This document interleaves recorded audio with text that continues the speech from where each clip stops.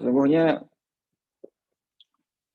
tujuan dari diturunkannya Al-Quran adalah untuk ditadabburi. Ya, Allah berfirman, kitabun anzalnahu ilaika mubarakul yadabbaru ayatih. Kitab Al-Quran yang kami turunkan kepadamu, yang membawa keberkahan, agar mereka mentadabburi ayat-ayatnya. Allah juga berfirman dalam ayat yang lain, afala yatadabbarunal Qur'an am ala qulubin aqfaluha.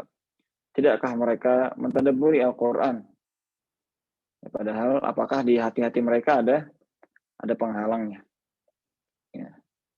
Dan berkata sebagian ulama bahwasannya, ya, di antaranya Imam Ibnu Qayyim rahimahullah, membaca satu ayat dalam Al-Quran dengan tadabbur dan dengan tafahum dan ta'ammul, yang berusaha untuk memahami, berusaha untuk mentadabburi maknanya, itu lebih baik dibandingkan mengkhatamkan seluruh Al-Quran namun tanpa dibarengi dengan tadabbur dan tafahum. Ya, maka ya, kita berusaha untuk ketika kita bertilawah Al-Quran, jangan sampai kita hanya mentilawahi huruf-hurufnya saja, namun ketika kita bertilawah Al-Quran, ya, kita mentadabburi makna-maknanya dan juga nantinya kita mengamalkan isi kandungannya. Alhamdulillah, ya, kita sudah sampai kepada juz ke-9, ya, dan semoga Allah Ta'ala memberikan kita keistiqomahan sehingga bisa menyelesaikan tafsir sampai selesai, ya, insya Allah. Dan sebagai catatan, ya, lagi saya ulangi bahwasannya kajian kita ini adalah hanya tafsir ijmali saja, yang artinya merupakan tafsir secara general, ya. Jadi kita akan sebutkan di setiap juznya poin-poin penting yang terdapat dalam juz tersebut, ya. Dan adapun tafsir maka itu sangat luas sekali. Ya, kalau diibaratkan lautan, kita hanya baru permukaannya saja, ya, baru permukaannya saja. Dan lautan tafsir dan lautan makna-makna dan lautan rahasia-rahasia Al-Quran itu masih sangat luas sekali, ya, yang harus kita selami selama hidup kita. Di hari ini insya Allah kita akan membahas juz ke-9, yaitu dari surat Al-A'raf ayat 88 sampai terakhir 206. Kemudian nanti akan dilanjutkan juga dengan surat Al-Anfal dari ayat pertama sampai ayat ke-40. Dalam surat Al-A'raf ini kemudian Allah Subhanahu wa taala memberikan kabar kepada kita kunci-kunci kemakmuran sebuah negeri. Jadi kalau sebuah negeri itu mau makmur, maka Allah Subhanahu wa taala telah memberikan kunci-kuncinya, telah memberikan tips-tipsnya. Di antaranya adalah kita bersabar di masa sulit dan bersyukur di masa lapang. Jangan menganggap bahwasannya kebaikan dan keburukan itu hanyalah keadaan yang silih berganti tanpa mengambil pelajaran. Allah berfirman dalam ayat 94, "Wa ma arsalna fi qaryatin min nabiyyin illa akhadna ahlaha bil ba'sa'i wad dharra'i la'allahum yadharra'un." Tidaklah kami utus kepada sebuah negeri seorang nabi kecuali kami menimpakan kepada kaumnya musibah dan kesulitan agar mereka kembali kepada Allah. Tsumma baddalna makana as-sayyi'atil hasanata hatta 'afaw wa qalu qad massa aba'ana ad-dharra'u was-sarra'u fa akhadnahum baghtatan wa hum la yash'urun.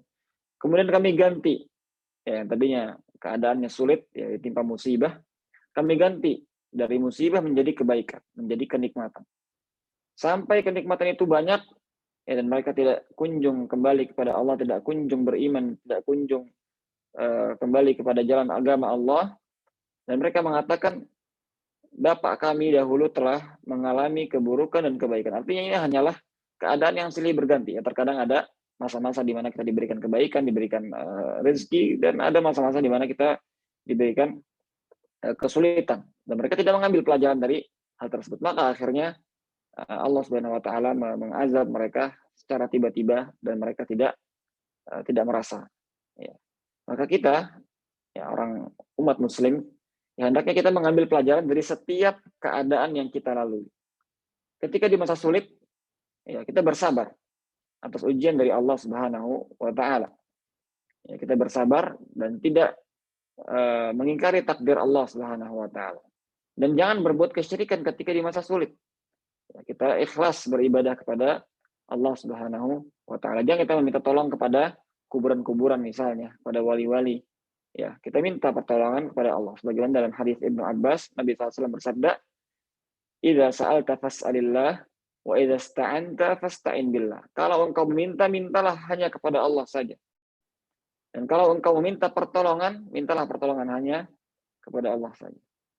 Dan juga ketika masa lapang, ya, ketika kita diberikan kenikmatan oleh Allah, diberikan ya hujan yang banyak, ya, kemudian tumbuh-tumbuhan, diberikan hewan-hewan ternak yang banyak, maka hendaknya kita bersyukur kepada Allah dan jangan kufur nikmat. Nisbatkan nikmat tersebut kepada Allah. Kita katakan alhamdulillah. Kita bersyukur dengan lisan kita, dengan hati kita, dan juga dengan amalan kita. Kita bersyukur kepada Allah Subhanahu wa taala atas nikmat yang diberikan. Kemudian, ya, kunci yang kedua agar negeri kita makmur adalah kita beriman dan bertakwa. Sebagaimana Allah berfirman, "Walau anna ahlal qura amanu wattaqau la fatahna 'alaihim barakatim minas sama'i wal ard, walakin kadzdzabu fa akhadnahum bima kanu yaksibun." Kalau saja penduduk negeri-negeri itu beriman dan bertakwa. Lihat, amanu wattaqau. Kalau saja penduduk-penduduk negeri itu beriman kepada Allah dan bertakwa, maka kami akan bukakan pintu-pintu keberkahan, pintu-pintu rezeki dari langit dan dari bumi.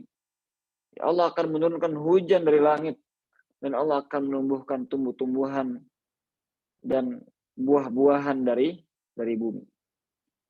Akan tapi mereka justru malah mendustakan, kadzabu. Mereka mendustakan para rasul, mendustakan agama Allah, ya, kufur nikmat.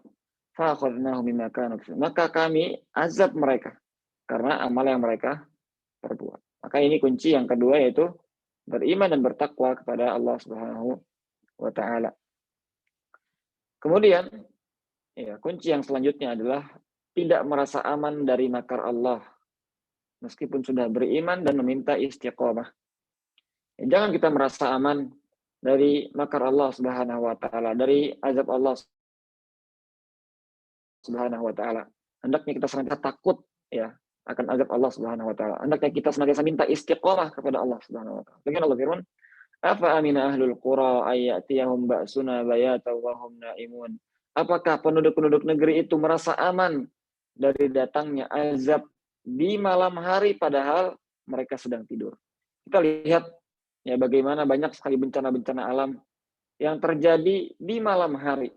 Gempa dan tsunami, ya, dan longsor misalnya, dan banyak sekali, ya, azab-azab Allah datang di malam hari. Maka jangan kita merasa aman dari makar Allah, dan jangan kita berbuat kezaliman dan kerusakan di muka bumi sehingga itu mengundang makar dari Allah Subhanahu wa taala, mengundang azab Allah Subhanahu wa taala.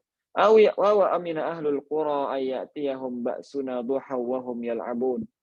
Apakah mereka, ya, atau para penduduk negeri itu merasa aman dari makar Allah, dari azab Allah di waktu duha, di waktu pagi hari, dan mereka sedang bermain-main? Ya, ada juga, ya, azab-azab Allah, ya, ada juga bencana-bencana yang datang di pagi hari. Maka intinya adalah bahwa bencana Allah dan azab dari Allah itu datang tidak mengenal waktu. Di pagi hari, di siang hari, di sore hari, atau di malam hari, ya, tidak bisa kita merasa aman. Afa aminu makrallah fala ya'manu makrallahi illal qaumul khasirun. Apakah mereka merasa aman dari makar Allah, dari azab Allah? Sesungguhnya tidak ada yang merasa aman dari makar Allah kecuali orang-orang yang merugi. Jadi meskipun kita sudah beriman kepada Allah Subhanahu wa taala, meskipun kita sudah beriman kepada Allah Subhanahu wa taala, menjadi orang-orang yang mukmin, namun tetap, ya, jangan sampai kita merasa aman dari makar Allah, dan senantiasa kita minta istiqamah kepada Allah. Ihdinas siratal mustaqim, ihdinas siratal mustaqim, siratal ladzina an'amta 'alaihim ghairil maghdubi 'alaihim waladdallin. Kemudian, kunci kemakmuran negeri yang selanjutnya adalah tidak mendustakan Allah dan Rasul-Nya. Ya, sebagaimana tadi disampaikan, walakin kadzabu fa akhadnahum bima kanu yaksibun. Ya, namun mereka berbuat dusta atau mendustakan Allah dan Rasul-Nya, tidak mau beriman. Maka kami timpakan azab kepada mereka terhadap apa yang mereka amalkan.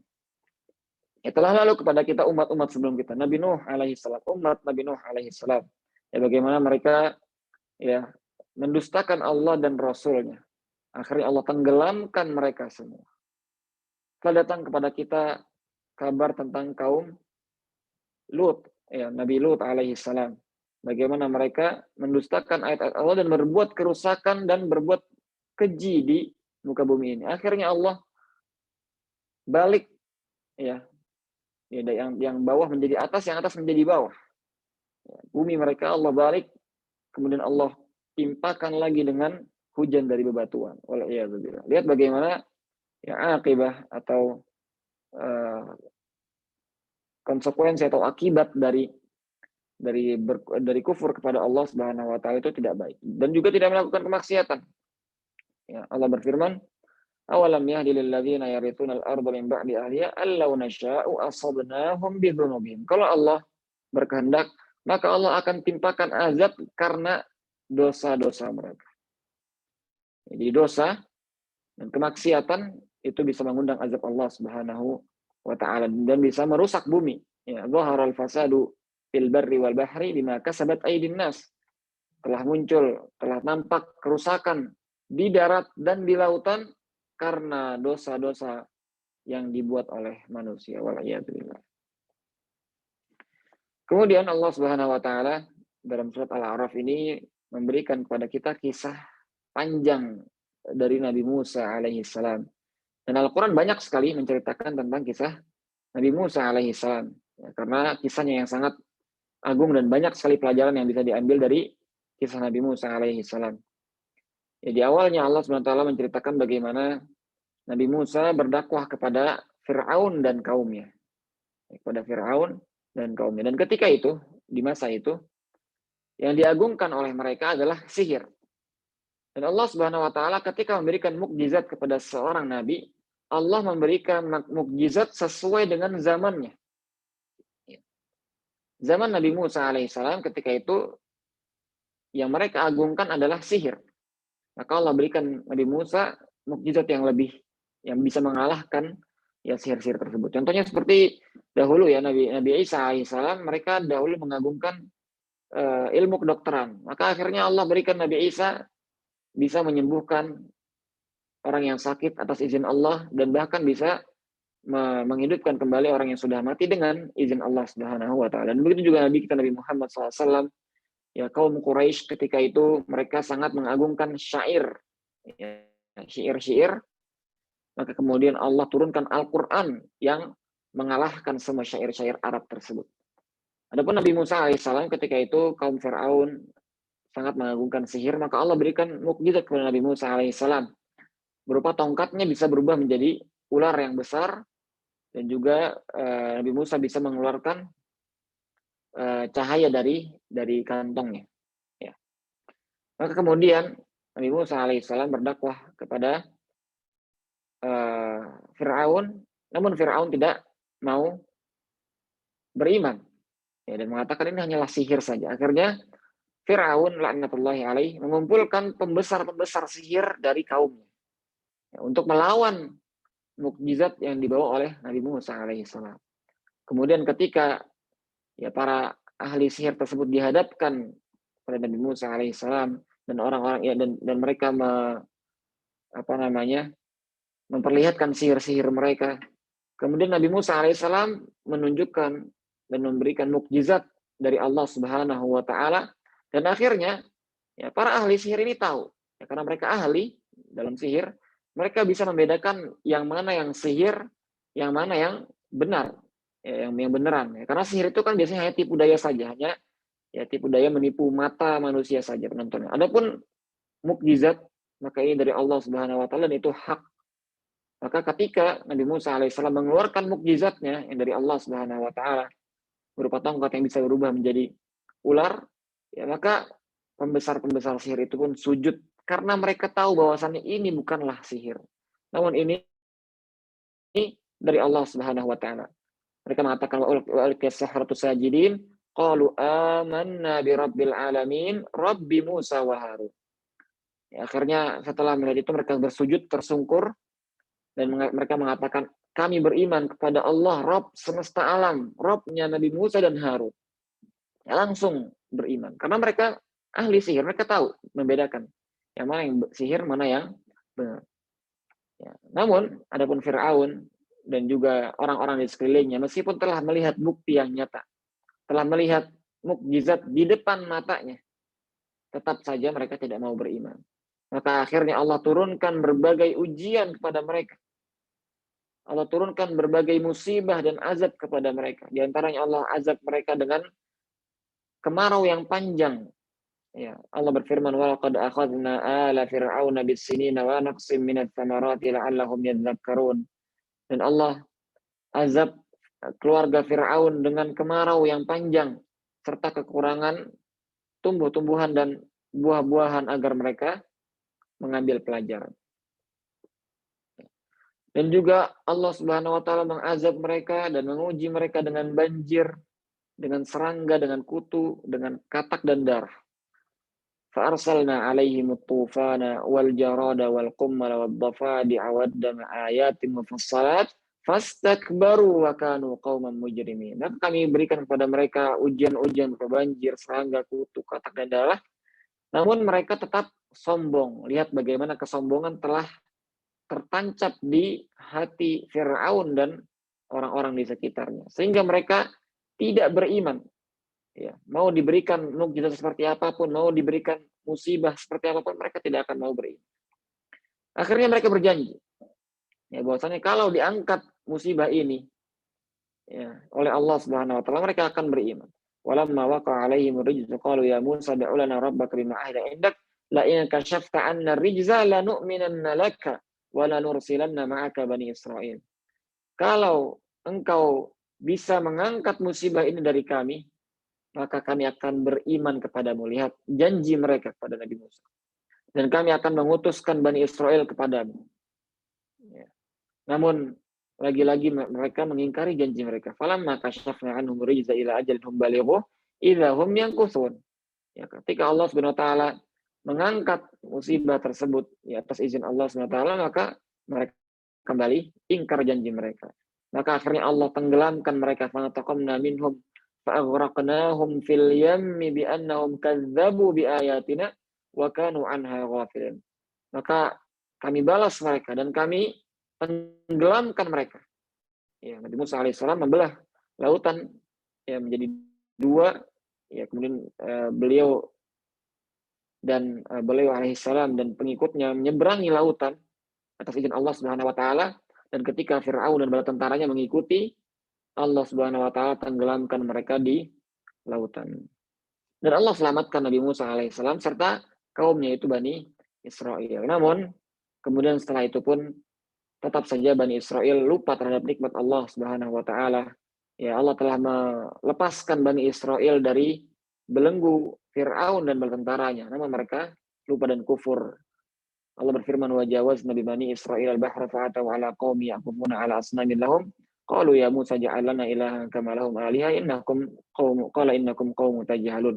Ya, ketika mereka dibebaskan dari Firaun dan tentaranya dan dilewatkan dengan lautan, ya, mereka menemukan ada sebagian kaum yang menyembah patung-patung.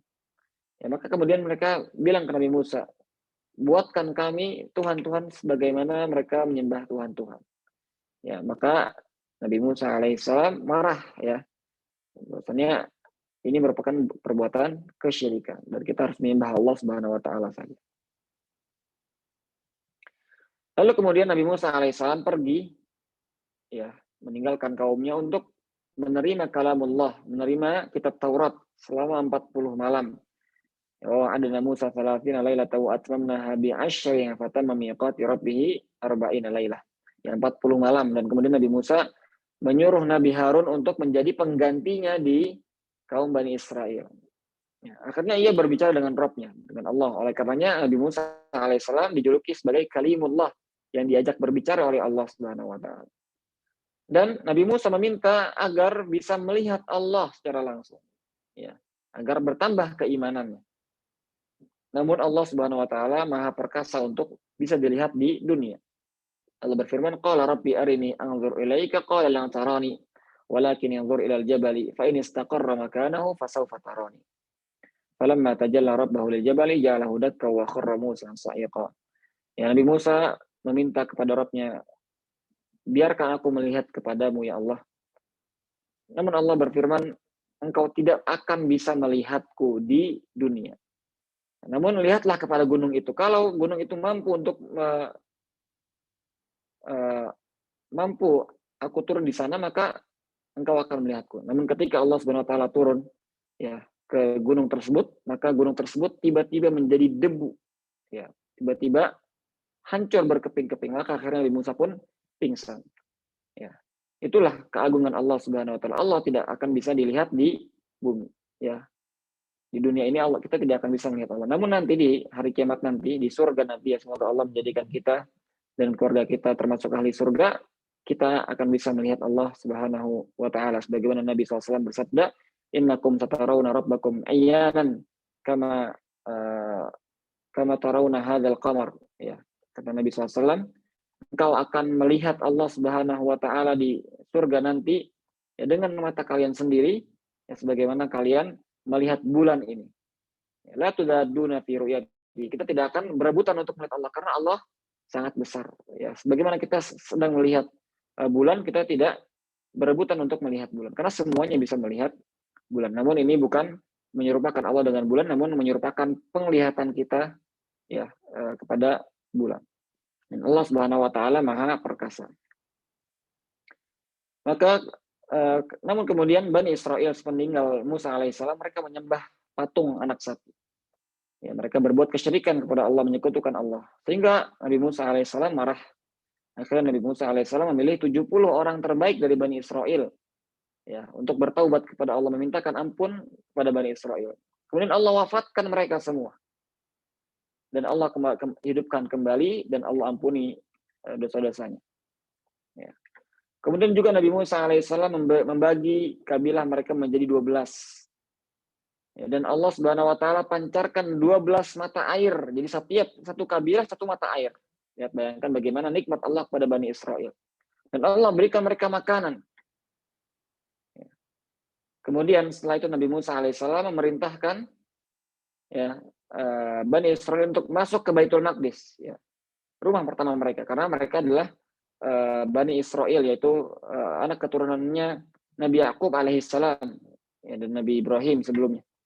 Ya, maka mau kembali ke kampung halaman mereka yang pertama, yaitu Baitul Maqdis. Dan mereka diperintahkan untuk masuk ke Baitul Maqdis seraya memintakan ampunan ya waqulu hittah. Ya, katakanlah hittah, yaitu uhtub khotoyana, ampunkanlah dosa-dosa kami. Namun mereka malah ingkar, tidak mau masuk ke Baitul Maqdis. Akhirnya Allah azab mereka tidak bisa masuk ke dalam Baitul Maqdis selama 40 tahun. Kemudian setelah Allah Subhanahu wa taala dalam surat Al-A'raf ini menyebutkan berbagai ya kisah-kisah dari kaum-kaum sebelumnya dan menyebutkan bagaimana dakwah-dakwah para nabi sebelumnya. Ya, Nabi Nuh alaihissalam, Nabi Hud, kemudian Nabi Saleh, kemudian juga Nabi Syuaib, juga kemudian Nabi Musa alaihi wassalatu wassalam, semuanya. Kemudian Allah Subhanahu wa taala menyebutkan tentang syumuliyah. Ya, bagaimana dakwahnya Nabi Muhammad SAW ini mencakup semua manusia. Datanglah Nabi terakhir, Nabi Muhammad, Nabi kita Shallallahu Alaihi Wasallam yang telah diberitakan oleh kitab-kitab sebelumnya. Allah berfirman, "Alladzina yattabi'una ar-rasulan nabiyyal ummiyal ladzi yajidunahu maktuban 'indahum fit Taurati wal Injil ya'muruhum bil ma'rufi wa yanhahum 'anil munkar wa yuhillu lahumut thayyibat wa yuharrimu 'alaihimul khaba'ith." Ya, orang-orang yang mengikuti ar-rasul Nabi al-Ummi, Nabi kita Nabi Muhammad SAW al-Ummi, yang Nabi SAW adalah Ummi, dia tidak bisa menulis dan tidak bisa membaca. Yang mereka telah menemukan namanya di Taurat dan Injil. Jadi di Taurat dan Injil sudah tertulis bahwasanya Nabi terakhir adalah Nabi Muhammad SAW, atau nama lainnya itu Ahmad Sallallahu Alaihi Wasallam. Yang Nabi Muhammad SAW amar ma'ruf dan nahi mungkar, menyeru kepada kema'rufan dan melarang dari kemungkaran, serta menghalalkan yang thayyib, yang baik, dan mengharamkan yang buruk, yang khaba'ith. Ya. Dan Nabi Muhammad SAW tidak seperti nabi-nabi sebelumnya. Nabi Muhammad SAW diutus kepada seluruh manusia. Adapun nabi-nabi sebelumnya itu hanya diutus kepada kaumnya saja. Ya, Nabi SAW bersabda, "Utitu khamsan lam yu'tahunna ahadan min qabli." Ya, di antaranya Nabi SAW bersabda, "Wa bu'itsan nabiyyu ila qaumi khassa wa bu'itsu ila nasi 'ammah." Dan para nabi-nabi sebelumnya itu diutus khusus kepada kaumnya. Nabi Musa diutus kepada kaum Bani Israel, Nabi Hud kepada kaum Ad, Nabi Saleh kaum Tsamud. Ya, khusus kepada kaum-kaumnya saja. Ya, Nabi Syuaib kepada kaum Madian. Adapun Nabi Muhammad SAW diutus kepada seluruh manusia. Allah berfirman dalam ayat ke-158, "Qul ya ayyuhan nasu inni rasulullahi ilaikum jami'an." Katakanlah, wahai seluruh manusia, sesungguhnya aku adalah Rasulullah, utusan Allah kepada kalian semua. Ya. Semua manusia yang datang setelah Nabi Muhammad SAW wajib mengikuti risalahnya. Baik itu orang Arab, atau orang Eropa, orang Asia, orang Afrika, semua benua-benua, semua manusia, dan semua jin itu wajib mengikuti risalahnya Nabi Muhammad Sallallahu Alaihi Wasallam. Kemudian Allah Subhanahu Wa Taala mengingatkan kita tentang persaksian tauhid kita. Bagaimana dalam ayat 172, "Wa akhadha rabbuka min bani Adam min dhuhurihim dzurriyyatahum wa asyhadahum ala anfusihim alastu bi rabbikum qalu bala syahidna an taqulu yaumal qiyamati inna kunna an hadza ghafilin." Jadi dahulu sebelum kita dilahirkan dan ketika Nabi Adam alaihissalam masih ada di langit, ya, di surga sana belum diturunkan ke bumi, Allah Subhanahu wa taala pernah mengeluarkan Nabi Adam dan semua anak-anak keturunannya. Dan Allah SWT mengambil persaksian dari kita semua, dari semua manusia. Alastu bi rabbikum, kankah aku adalah Rabb kalian? Dan kita semua mengatakan, qalu bala syahidna. Tentu ya Allah, kami bersaksi. Namun manusia lupa. Juga bahwa Allah lah satu-satunya pelindung kita. Ya, Allah berfirman, "Inna waliyyallahu alladzi nazzala al-kitaba wa huwa yatawalla as-salihin." Sesungguhnya pelindung kita dan wali kita adalah Allah yang menurunkan kitab dan ialah pelindungnya orang-orang saleh. Adapun selain Allah, maka tidak akan bisa memberikan pertolongan bahkan kepada dirinya sendiri. Walladzina tad'una min duni la yastati'una nasrakum wala anfusahum yansurun. Adapun persembahan-persembahan yang kalian minta selain Allah, mereka tidak bisa menolong kalian dan menolong dirinya sendiri. Nolong diri sendiri aja nggak bisa, apalagi kepada orang lain. Kemudian surat ini ditutup ya dengan perintah kita untuk diam dan menyimak bacaan Al-Quran. Allah berfirman, "Wa idza quri'al Qur'anu fastami'u lahu wa ansitu la'allakum turhamun." Dan jika dibacakan Al-Quran, maka hendaknya kita diam dan menyimak Al-Quran agar kita diberikan rahmat oleh Allah. Dan juga perintah berzikir kepada Allah dengan hati dan lisan kita tanpa mengeraskan suara secara berlebihan. Allah berfirman, "Wadhkur rabbaka fi nafsika tadarru'an wa khifatan wa dunal jahri minal qawli bil ghuduwi wal asali wa la takum minal ghafilin." Dan berzikirlah, mengingat Rabbmu dalam diri kalian, ya, dengan kesendirian sekalian, tadarru'an dengan sifat kita tunduk kepada Allah dan dengan rasa takut kepada Allah, tanpa meninggikan suara yang berlebihan. Ya, di waktu pagi dan di waktu sore hari, dan janganlah kalian menjadi orang-orang yang lalai. Kemudian surat selanjutnya adalah surat Al-Anfal, yang artinya adalah ghanimah, ya, atau rampasan perang. Ya, ghanimah itu juga disebutkan dengan Al-Anfal. Dan ini merupakan surat Madaniyah yang turun setelah Nabi SAW hijrah ke Madinah.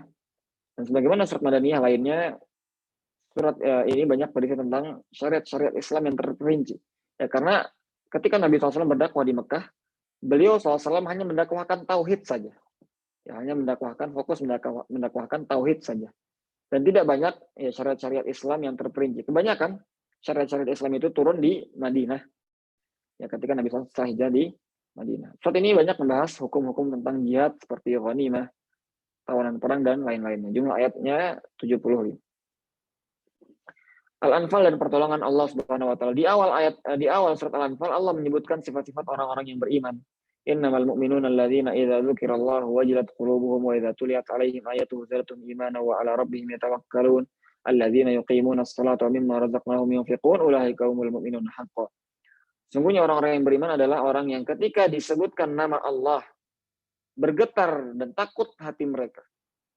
Dan ketika dibacakan ayat-ayat Allah Subhanahu wa taala Al-Qur'an, maka iman mereka bertambah dan mereka bertawakal kepada Allah Subhanahu wa taala.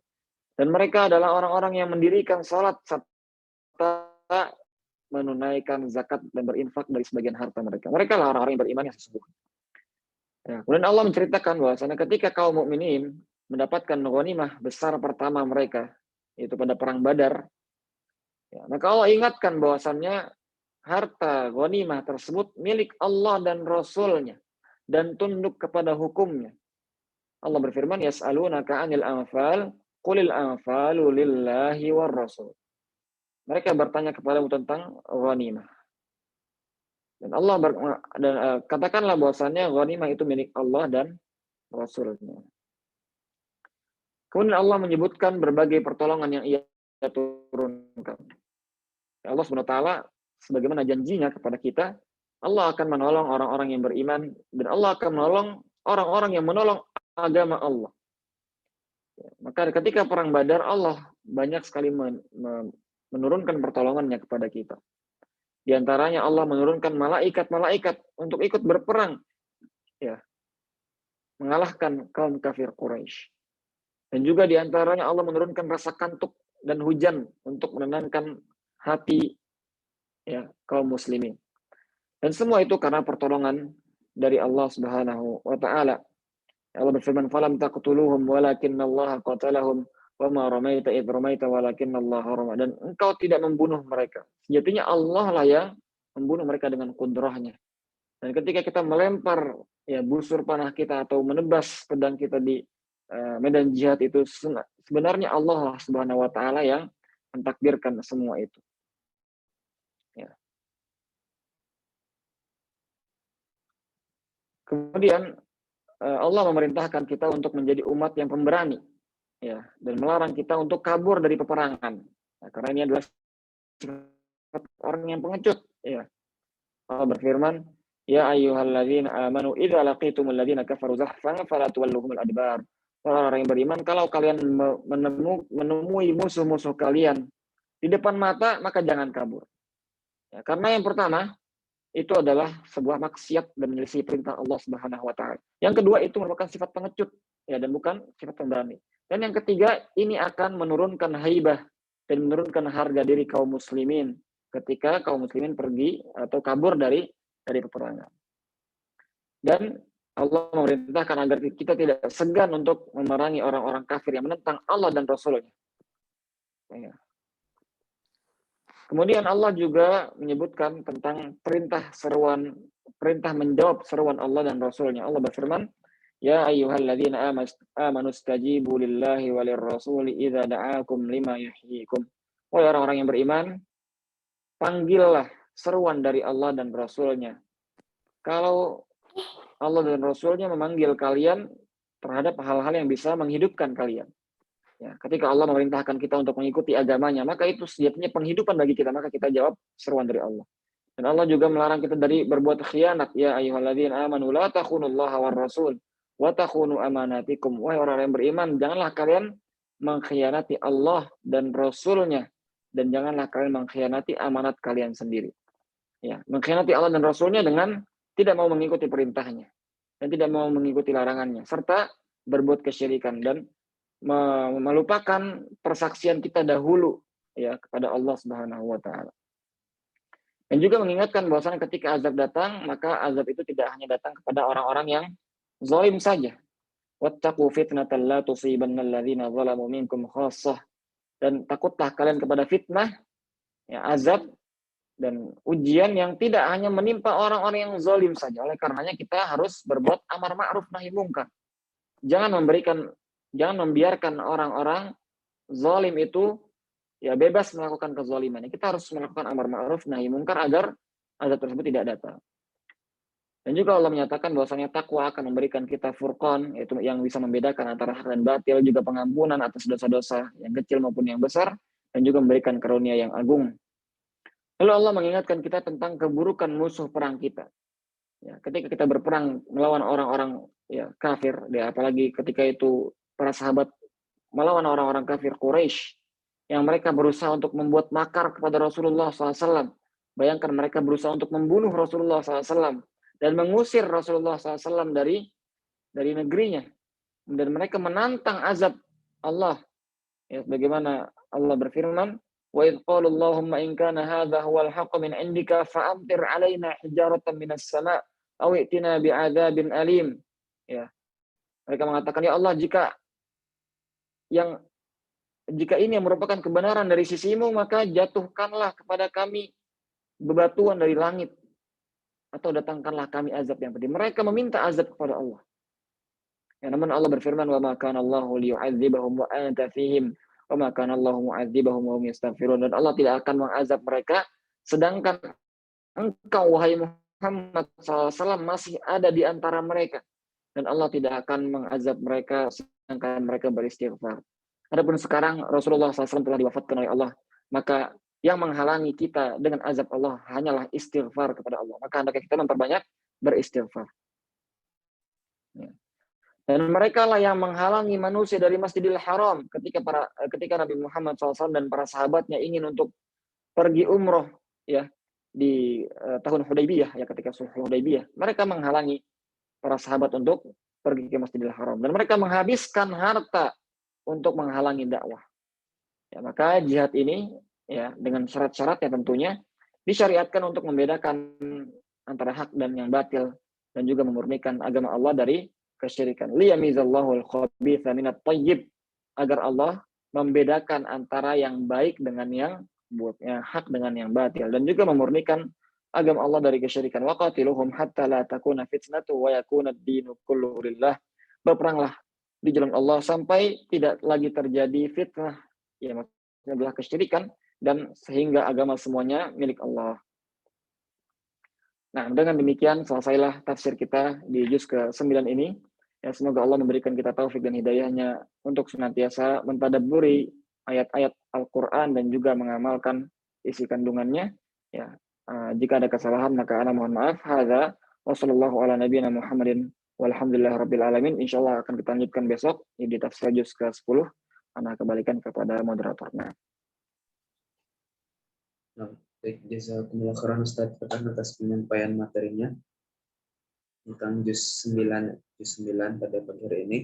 Mungkin sedikit saya review tentang pembahasan di juz 9 ini, bahwa dalam juz 9 ini dijelaskan tentang bagaimana kunci kemakmuran suatu negeri, bahwa di antara sebab datangnya kemakmuran suatu negeri adalah kita bisa berusaha sabar di masa sulit dan syukur di masa lapang. Kemudian kita beriman dan takwa kepada Allah, kemudian tidak merasa aman dari azab Allah, dan tidak mendustakan Allah dan Rasul-Nya, dan serta tidak melakukan maksiat. Kemudian di juz 9 ini juga dijelaskan bahwa terdapat kisah Nabi Musa, bagaimana kisah Nabi Musa menghadapi Fir'aun dan juga tentang Bani Israel. Kemudian juga dijelaskan tentang syumuliyah dakwah Nabi Muhammad, kemudian pertolongan Allah, bahwa di surat Al-Anfal ini dijelaskan juga secara rinci syariat Islam, terutama tentang ghanimah. Kemudian juga yang terakhir yaitu tentang perintah menjawab seruan Allah dan Rasul-Nya. Mungkin itu saja yang dapat saya review dari materi Ustaz Fatan tadi. Insyaallah kita cukupkan ya kajian kita pada pagi hari ini. Kita lanjut besok lagi insyaallah di pertemuan yang akan datang di juz yang ke-10 insyaallah. Kita cukupkan dengan doa kafaratul majelis. Subhanakallahumma wa bihamdik, asyhadu an la ilaha illa anta astaghfiruka wa atubu ilaik. Sekian, wassalamualaikum warahmatullahi wabarakatuh.